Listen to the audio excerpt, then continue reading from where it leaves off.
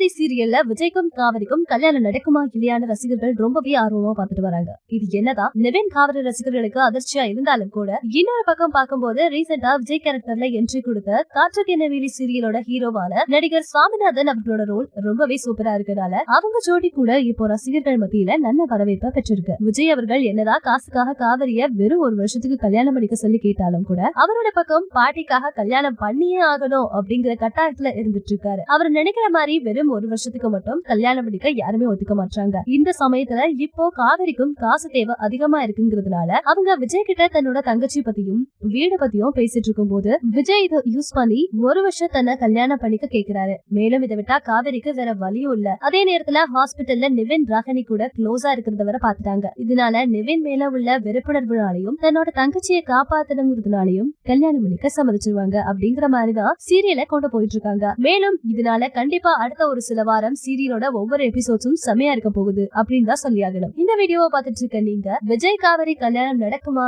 இல்ல நடக்க கூடாதா அப்படின்னு உங்களோட கருத்துக்களை நம்ம கமெண்ட் செக்ஷன்ல ஷேர் பண்ணிக்கோங்க.